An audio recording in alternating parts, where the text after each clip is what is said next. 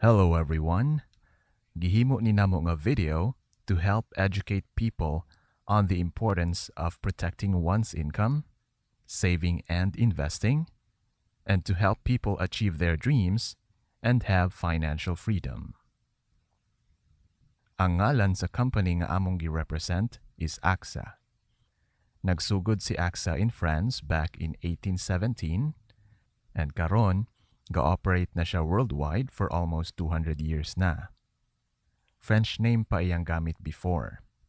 But because AXA was expanding globally, gi-change nila ang name into something nga dali ra ma-remember and dali ra ma-pronounce. As of today, AXA operates in 56 countries and has over 102 million customers around the world. Si AXA was also awarded by Interbrand as the #1 insurance brand in the world for the 6th consecutive year. So ang pinaka-latest was 2014. Ug sa katong wala nakabalo, Interbrand is a brand consultancy specializing in areas such as brand strategy, brand analytics, brand valuation, digital brand management, packaging design, and naming. So kung huna-hunaon nimo ang credibility ni AXA, dili siguro magdugay si AXA og ingana kadugay, di ba? Almost 200 years in the business if dili maayo iyang performance sa industry, right? So being #1 in the insurance business was truly a dream come true para kang AXA. Now, talking about dreams, we all have dreams in life, right? So whether single ta, married, naay kids, or retired, we continue to dream. So most single people would desire to have luxuries in life like traveling and leisure, or having the latest gadgets, siguro laptops, or mga branded nga bags. While married couples would usually desire for security and comfort, like having their own house, ilang own car, and probably savings for emergencies. Then pag naanay mga new dependents in the family, like for example having kids, mag-change na dayon ang priorities in life. So instead of dreaming just for your own self, this time you also dream for the best things for your kids, like for example sending them to good schools.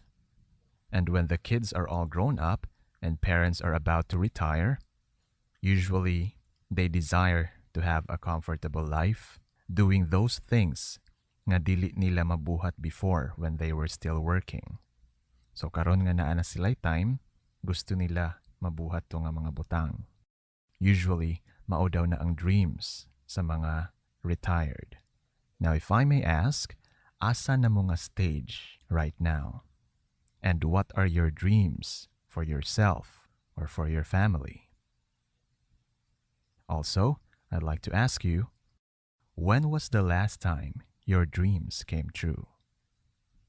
Was it when you bought your own house, your car, or was it when you traveled out of the country for a vacation? Well, unsa man ganing to, I'm sure it felt great and very fulfilling, di ba? Usually ing ana ang feeling pag ma-achieve nimo ang isa sa imong mga dreams in life, right? Now, as your financial advisor, tabangan ta ka, ma-determine imong priorities in life, ma-redefine ang meaning and importance of insurance, ma-examine ang type of financial protection nga kinahanglan nimo, and then assist you with your financial needs every year. And then, of course, let's make your dreams a reality. Okay ba? I hope okay ra sa imo. Now, in life, naay duha ka priorities. One is building wealth, and then ang isa is sustaining life. Now, you build wealth when you prepare for your kids' education and when you prepare for your retirement. So, education o retirement. So, sa mga single, dili pa siguro mag-matter ang education. But eventually, pag naanatay kids, diha na nato makita siguro ang importance why we need to build wealth for education. And then for retirement, I think pwede man na para sa tanan, whether single or naay family. But the question is, how can you build wealth? You build wealth by earning and having an income, right? Now, how do you produce income? Ang pinaka-common nga ways of having an income is having a job, a business, or an investment. Now, what's so good about having a job? Well, it gives you a regular income, diba? Like every quincena or every month, naagit kay madawat. And then if regular ka nga employee, naa kay health coverage pinaagi sa inyong HMO. So usually kung ma-hospital, libre tanan. But what's not so great about it? Well, if you don't go to work, you don't get paid, di ba? Kung absent ka, syempre dili ka swelduhan. And then, kung malate ka, makuhaan imong salary na ay deduction. Also, aside from the fact that you have to get up early or stay up late, kung employed ka, you spend 8 hours a day sa inyong workplace. Kana nga time, ang equivalent ana is the time nga na-miss nimo to be with your family and to enjoy life. Think of it this way. If you started working at the age of 20 and retired at the age of 60, you just spent most of your life sa imong workplace, di ba? That's 40 years spent in your workplace. Pero normal ra na because we have to work, right? Pero have you ever wondered why usahay na akay makita sa mga hotels or mga resorts or sa mga golf course nga nagdula-dula lang, nag-swimming-swimming even during weekdays? Usually, maunang mga kwartahan. Because what they do is naaylain tao ga trabaho para sa ila. Either naa sila'y business, ga-oversee lang sila, or naa sila'y other ways of earning money nga dili kailangan ilang presence. So, di ba, sila, they can spend time with their family all the time. Opposite ani is if you are one of our OFW heroes. So, if you work abroad for pila ka years, when you retire, ma-realize nimo nga daghan kag na miss nga moments with your family because you have to work and you have to work away from them, di ba? Luoy kaayo if OFW ka until you retire at 60, di ba? Na-miss nimo ang moments, na-miss nimo ang pila ka years. Pero if nagplano ka sa imong future, pwede na siya actually ma-decrease. Pwede actually ma-design imong retirement instead of working until 60, pwede until 50 lang or even earlier, 'di ba? So you can spend more time sa imong family. Now, aside sa employment, another way to earn is pinaagi sa business. Now, what's good about having a business? Well, obviously, ikaw ang boss. So you don't need to take orders from anyone and ikaw usually ang gahimo sa decisions. But that doesn't mean nga dili na mag-require sa imong time ug effort to make sure nga gwapo ang dagan sa negosyo. Now, it may depend also on the kind of business that you have and unsa siya kadako. Now, sa business, it can be seasonal. Sometimes, peak, usahay, slack. So, usahay bibo, usahay mingaw. And usually, when you start a business, kinahanglan ka og dako nga kapital para lang makasugod. And usually, para ma-maintain ang business, naagid overhead expenses. Also, aside ana, kailangan pa ka mag-manage sa imong tao. So it can be a headache sometimes, especially pag imong tao labad. For example, dili mo sulod sa trabaho, so ikaw pa ang mangita kinsay mo puli. Or worst is, ikaw na hinuon ang magbantay instead nga imong tao. So just like employment, sa business, you still need to work to have money. You still need to work to be able to earn. Now your body, your presence, imong time ug imong effort, kinahanglan gyapon just to be able to earn. Now, another way to have income is pinaagi sa investment. Now, unsa may nakamaayo sa investment? The good thing about having an investment is dili na nimo siya kinahanglan trabahuan or dili na nimo siya kinahanglan hatagan og oras. All you need to do is to let your money work for you over time instead of you working for your money. Mura ka og nagtanom. Pasagdan lang nimo magtubo over time, di ba? So kung kanang imong gitanom, kwarta pa na, mutubo nagdaghan kwarta over time. Mamunga na siya og more money over time. So dili nimo siya kinahanglan trabahuan every day for 8 hours. Ingana ang concept sa investment. Another example is, kung naa kay balay, naa kay extra nga room, pwede nimo ipa-rent, di ba? So every month magdawat lang ka. Dili na nimo kinahanglan trabahuan. Sige lang kagdawat. Time lang ang imong partner. Now this is what AXA wants you to do. Aside from your job or sa imong business, gusto ni AXA i-encourage tanan to invest para naamoy passive nga income on the other hand. Di ba mas gwapo siguro kung ga-earn ka on one hand gikan sa imong job or sa imong business, and then on the other hand, gadawat pud ka sa earnings nimo sa imong investment. Rather than isa lang kakamot ang gadawat, di ba? Duha. So dako ka og matigom after pila ka years. But I have to tell you nga, bisan naa ka aning tulo, nganing employment, business, and investment, dili siya guarantee nga makabuild ka og wealth. It will also depend on how you handle your finances. Have you ever heard of the saying, a small leak can sink a big ship? What I'm trying to say is, kung dili nimo makontrol imong expenses karon, you might end up not being able to save anything for your future. Kay bisan kaning ginagmay, basta kanunay, mo nimo kaon sa imong savings. So you have to know when and when not to spend your money and how much you should be spending. Now with all your daily expenses, how else can you build wealth? Unsa may tubag? Saving. Now ang next question is, how do you save your money?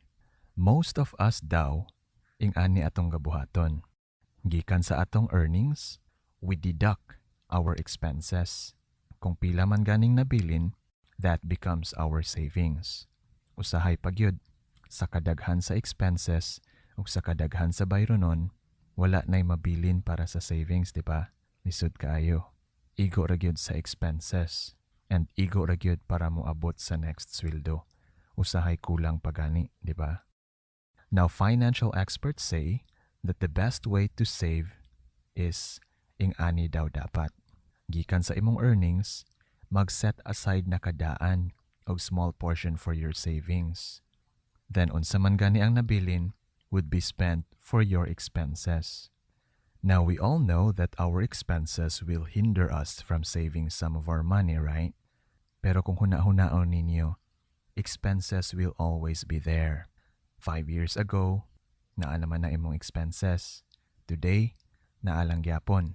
I'm sure 5 years from now, naalang gyapon na siya, 'di ba?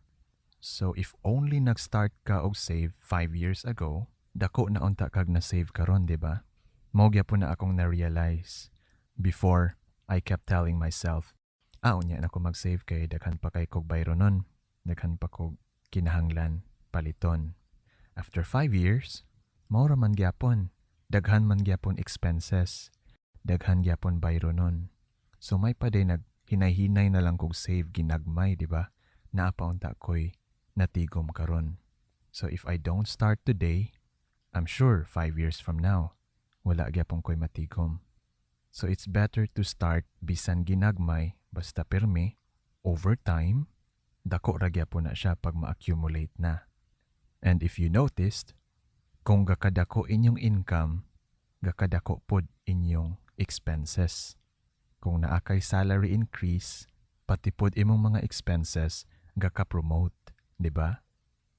If you keep the habit of spending everything after getting your earnings, you might end up growing old and not having any savings at all.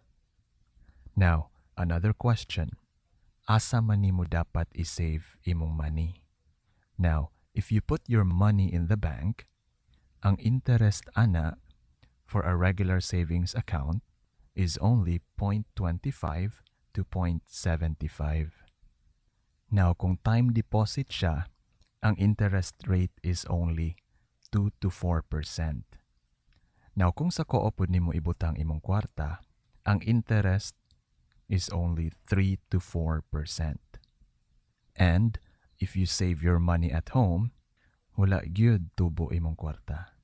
Napay risk nga pwede siya masunog, in kaso masunog ang balay, or makawat. Ang pinaka-possible pag yun nga mukawat ana is ikaw.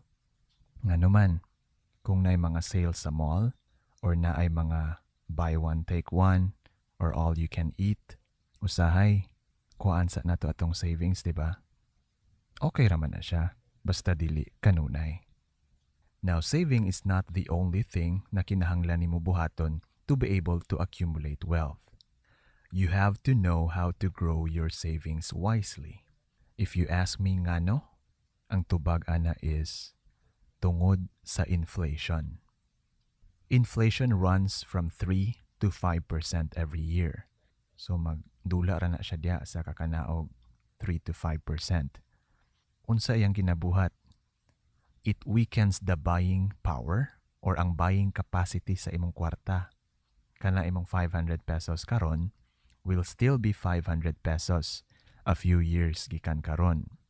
Pero dili na siya ing ana kadaghan og mapalit after pila ka years. So if you think about it, you're actually losing if you save all your money in the bank, sa co-op, or sa balay. But with AXA, it can earn as much as 17%. And definitely, that will allow you to beat inflation over time. Now question, how much should you ideally save? Pila man dapat? To be able to maintain the same lifestyle, 5 years gikan karon, in case mawala imong job, the ideal amount daw nga dapat is-save is 20% of your income. So 50% ana goes to your expenses, 30% sa imong wants. Of course, dili na to walaon ang wants, di ba? Boring na sad kay ang life, di ba, kung walay wants. So naagyapon wants, 30%. And then the remaining 20% goes to your savings. Now, pinaagi aning 50-30-20 allocation rule, pwede na to ma-ensure nga naatay kwarta pila ka years from now pinaagi sa atong savings. Kanisad will allow you to discipline yourself and start managing your finances wisely. Ang style ani is, kana imong mga wants, kailangan lang na nimo i-control. Dili walaon, pero i-minimize lang. Let's say for example, sa isa ka bulan, kung makahurot ka og 30 ka botilya nga beer, i-lessen na to siya. Let's say 15 na lang every month, di ba? The other half, instead nga ipalit nimo beer, i-save nimo. Ibutang nimo sa imong savings. And then every month, if ever maabot na nimo ang 30% nga allocation or limit para sa imong wants, you have to tell yourself nga, stop na muna for now. Next month na sad. Eventually, kana imong pag-allocate og savings every month, mahimo na nimong habit. And dili nimo mabantayan over time, pila na day ka years, dako na day kag natigom. Naapay 17% interest, di ba? Now this time, I'd like you to grab your calculators and i-check nato how much dapat ninyo i-save based sa inyong income. Okay, if ready na mo, first, i-enter imong monthly income. So, dili kinsina ha, kundi monthly income. And then, i-multiply by 12 for 12 months. And unsa man ganing ang result, that would be your annual income. Then, i-divide imong annual income by 365 days. And ang result ana would be your daily income. Now, multiply your daily income by 0.2. That's 20%. Kung unsa man ganing ang result, mauna na imong ideal nga amount nga dapat i-save every day. Now, if you think bugat ra kaayo ang 20%, pwede ra nimo ubsan to 15% ba kaha? As long as dili below 10%. Kay og gamay ra man gud kaayo, basin dili nimo masustain ang the same lifestyle if ever mawala imong income. Aside ana, posible sad nga dili nimo ma-achieve imong dreams tungod kay kulang ra imong na-save o na-invest. Now, there are many reasons why kinahanglan nato mag-save para sa future. Could be for our retirement, our dream house, or dream car, vacation bakaha, medical emergencies, or for our kids' quality education. Now, talking about education, education is one of the expected events to happen in life. So, every parent would want their kids to have the best education in the best school possible so they can have the best job, diba? So, maog yun ni ang isa sa pinaka-common nga dream sa parents para sa ilang mga anak. Good quality college education. Kaya usually, kung nakahuman ka og college, especially from a top university, dako ang chances nga makaland ka og job nga hayahay o taas og sweldo. Sadly, kani nga dream is not often fulfilled. Naungano man, unsa may reason or unsa may mga reasons why dili makahuman sa college. Isa sa mga reasons is ang tuition fee increase taga-tuig. Now, for example, naakay 2-year-old nga kid and then mag-college siya 17. So 15 years from now, ayha pa siya mag-college. Ang pasabot ana is 15 pa ka 10% increase sa tuition iyang agian before siya magsugod sa college, di ba? So pag abot ana nga time, pila na kaha ang tuition, di ba? So mo na isa sa reason why daghan dili makatiwas. And the numbers are very alarming. According to CHED, na sila'y surveyed, this was still a few years back. How much more karon, di ba? Now, aside from the 10% increase sa tuition every year, another reason why daghan dili katiwas sa college is the fact that most parents failed to plan and save para sa education sa ilang kids while sayo pa. Ang mentality man gud kasagara sa tao is ayha na mangita o pang-enroll pagting enrollment na. When in fact, pwede man unta hinay-hinayan na og tigom, di ba? Ginagmay lang, pero kanunay. Para pag-abot sa time nga kinahanglan na, ready na, di ba? So kung wala na ka-prepare, unsa may resulta, magkapuliki o pangutang. Lisod pagyud kung walay mautangan, di ba?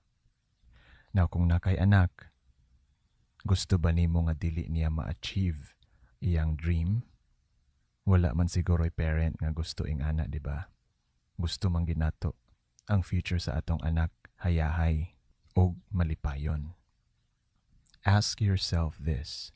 Gusto ba nimo nga imong anak dili hayahay og trabaho?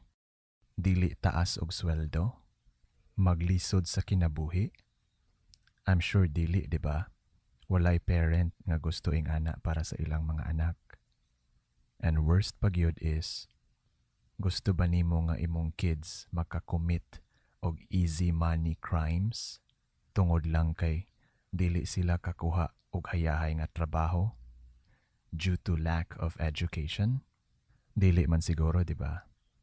Syempre gusto nato nga happy, comfortable ilang kinabuhi. Now, aside sa education, another reason why kinahanglan ta mag-build wealth is for our retirement. We all want to retire from work one day, right? Dili man siguro ta forever na lang magtrabaho. Forever na lang sa employment, diba? I'm sure one day gusto nato. Di na ta sayo magmata, di na ta late mo uli, dili na tahago sa pagtrabaho. Relax na lang sa balay or suroy-suroy bakaha. Now, pag abot ani nga time, dapat we have to be sure nga naatay enough funds to cover para sa atong retirement needs. And that includes our medical needs. Kung nabantayan ninyo, no, these days, naatay makita nga bisan tigulang na gatrabaho gyapon.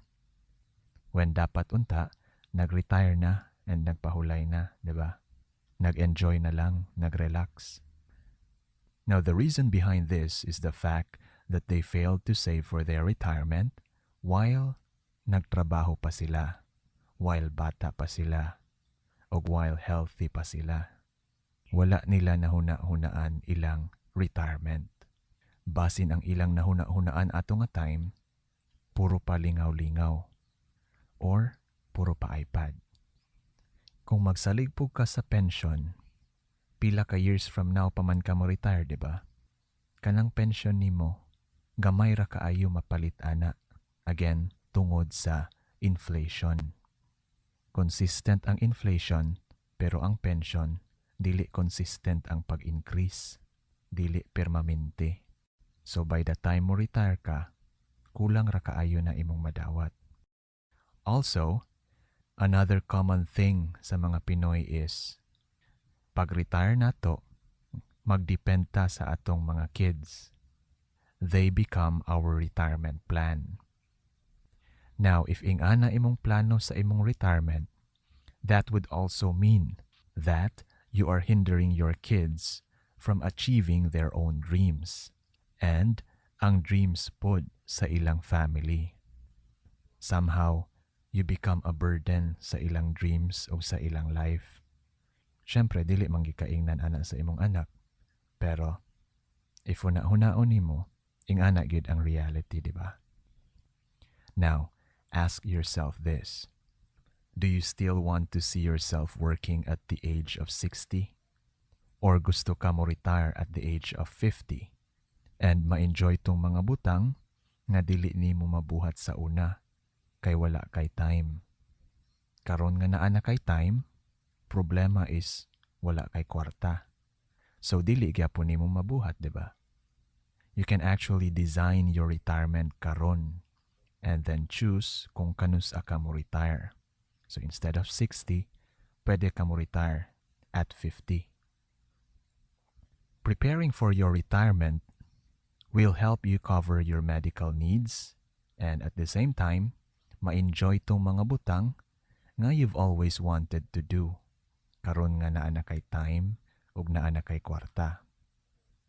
And again, it also prevents you from becoming a burden sa mga dreams sa imong mga anak o sa imong mga apo by not depending on them during your retirement.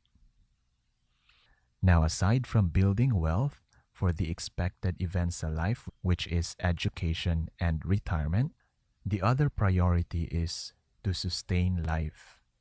Now, ingon sila, in life, you either live long, but eventually will have disabilities, magsakit-sakit, pagtigulang na, di ba? Or, you expire early, or mawala ta ani nga kalibutan. Now, our life has an if in the middle, because life is full of uncertainties. And dili ta kabalo kung kanus aning uncertainties mahitabo.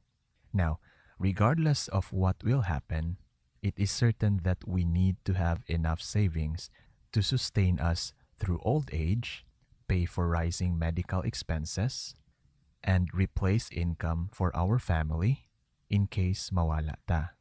It may also be possible nga daghan na ang moabot og 70 years old or mas taas pa. Ang life expectancy sa mga tao will continue to improve tungod sa advances sa medical science, sa public health, ug sa nutrition. So meaning, daghan moabot og old age. However, this might not be all good news since living through old age can be very costly. Ano man, tungod sa rising prices sa medicines, numerous doctor visits, hospitalizations, and care. Not to mention, naapay mga basic needs such as food, clothing, o utilities, o uban pa, di ba? So naapay daghan gasto. Now, magkatigulang ta, magsugod na pod atong mga sakit-sakit.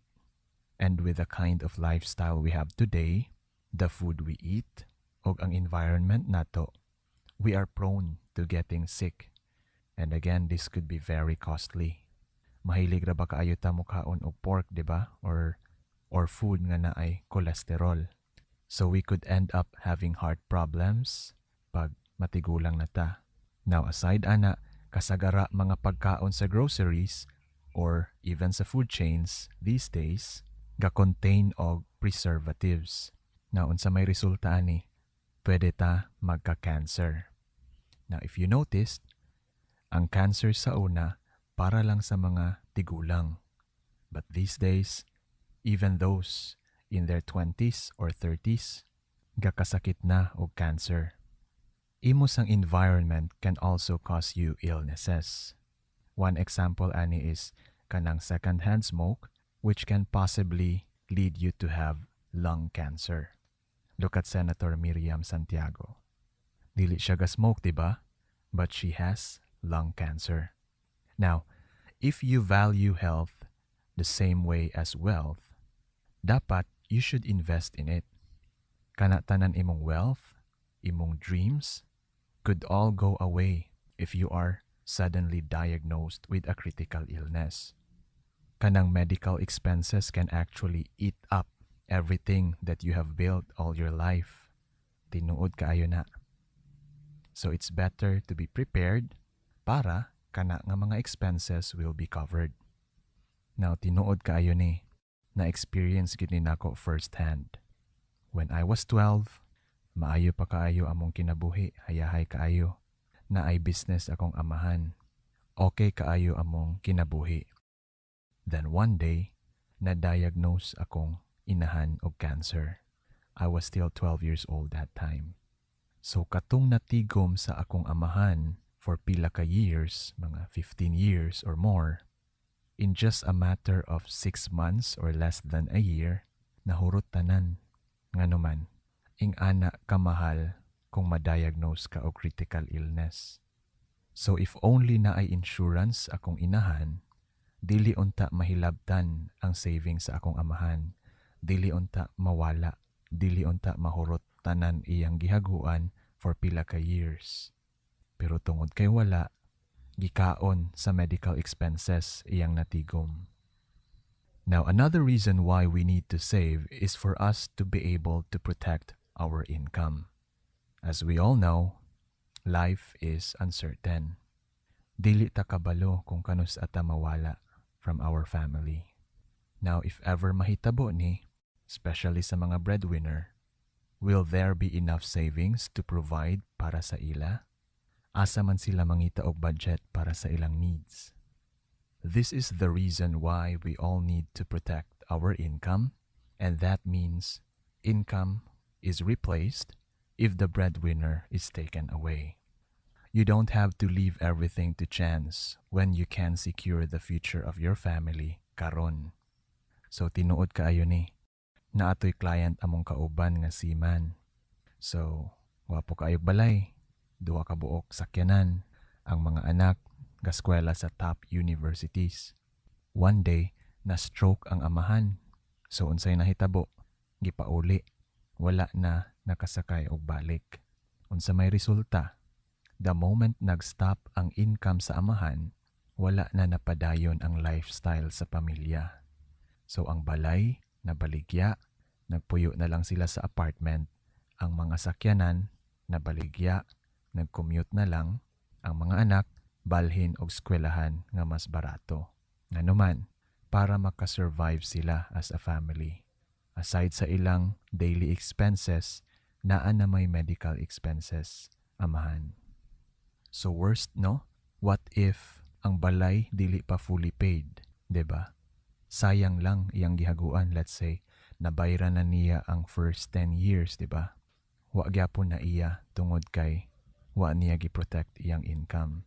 Same is true sa iyang mga sakyanan. What if wala pa niya nabayran tanan? What if installment pa? Sayang iyang nasugdan, di ba? Di gyapon mapadulong sa iya. So tanan iyang na-build all his life, pag abroad, away from his family, just to give them a good life, nawala. Pero, if nagkuha unta siya insurance, katong iyang income protected. Loss of income is replaced. Tungod kay naa siya'y madawat sa insurance. So mauni ang mga uncertainties in life. Accidents, disabilities, illnesses, and worst, death. Syempre, if mahitabo ni sa ato, di ba? Di naman ta makatrabaho, di ba? So dili na pud ta sweldohan. Income definitely stops. Now, ask yourself this. If you suffer one of life's uncertainties, what will happen to those people who depend on you? Now, once income stops, kinsa may mag-provide og food on the table para sa family? Who will pay for your kids' education? And who will continue to pay for your house or your car? Or, worst if, kung naay mga kailangan bayron like mga utang, kung naaman ganing, 'di ba? Kinsa may mo cover ani tanan nga mga expenses. Now kani pwede ni mahitabo to any of us, whether bata ta or tigulang na, dato or pobre, famous or dili, it can happen to us. So mas maayo nang prepared ta daan rather than mag-suffer atong pamilya tungod kay wala nato gi-protect atong income. So protect your income now. Ayaw sugot nga you will lose everything that you have built all those years just because you did not protect your income. So again, mauni ang upat nga pinaka-importante nga needs in life nga kinahanglan nato andaman. Education, retirement, medical needs, ug income protection. So kanaay mong mga dreams in the future will be realized if you start planning for it today. Do something today that your future self will thank you for. Kana bitawng makaingon ka nga, sus may ganing, ako tong gibuhat. Sus may ganing, nag-andam ko daan. Diba? Take that step and start building your bright future now and let your dreams come true. Build your future with AXA. Pag-start na og save and invest para ma-achieve nimo imong mga dreams and at the same time, protected pa imong loved ones, diba? AXA has the highest compounded annualized growth rate sa equities. So, asa pa man ka mag-invest, mas maayo gyud dinhi, diba? Take advantage of compounding interest sa imong savings. Unsa man ang compounding interest? Ingani ang example. Ang tubo sa simple interest is based only sa principal amount nga imong gi-invest or gi-deposit or gi-save. So let's say for example, 10% ang interest sa imong 5,000. So sa first year, ang 10% sa 5,000 is 500. Maura na interest sa imong kwarta. Sa second year, dito ra gyapon basihan sa principal amount, unsay 10% sa 5,000, maura po'y tubo sa second year. So another 500. Same thing sa third year, fourth year, and so on. While sa compounding interest, if nag-save or nag-invest kag same amount, 5,000, with 10% interest, sa first year, ang basis sa interest is ang principal amount which is 500 pesos. Pero sa next year, ang basis dili lang ang principal amount. This time, pati na ang interest niya sa previous year, kuhaan og interest. So interest over interest. So magkadugay, magkadako imong returns. The longer you invest, the bigger the returns. And tinuod gid ni, the earlier you start investing, the earlier you can stop working. imo rang kwarta imong ipatrabaho para sa imo. Instead nga ikaw ang magtrabaho para sa imong kwarta. So again, mura ra kag nagtanom. Patubo lang nimo over time para pag abot sa time, magsige na lang dayon ka og harvest sa imong gitanom. AXA has the highest compounded interest rate than its competitors. So nganong dito pa man ka, di ba? Kung naay mas taas. Also, with AXA, sa first couple of years pa lang, dako na kaayo nga portion ang gina-allocate niya para sa imong investment. Ing-ani man gud na siya. Kana imong ginahatag kang AXA monthly will be divided. Most of it goes sa imong investment and then a little portion goes to your insurance. Now sa uban, gamay ra kayo mapadulong sa investment sa first few years. Ang uban gani wala, puro insurance. While with AXA, majority of it goes sa imong investment and then the remaining sa insurance. And that will only happen sa first 5 years. Now, after 5 years, dili na siya kwaan for insurance. Puro na investment. But you will still stay protected. Naagyapon ang insurance magpabilin. Insured gyapon ka. Now ask yourself these questions. Are you doing the right thing when handling your finances? Kanus aman ka magsugod o prepare for life's uncertainties? Maghulat pa ba ka nga nay mahitabo before magsugod ka? Insurance is like an umbrella. Kabaluta, importante siya, but dili lang nato ma-realize iyang importance until mag-ulan na. So gina-encourage mo ni AXA to plan for the expected and the unexpected events in life. So sa pagkakaron, over 102 million customers in 56 countries, gasalig na kang AXA. Dapat ikaw pod, di ba? We hope nakita ninyo ang value sa insurance o sa pag-save and invest para ma-achieve nato atong dreams o naatay financial freedom in the future. Salamat kaayo!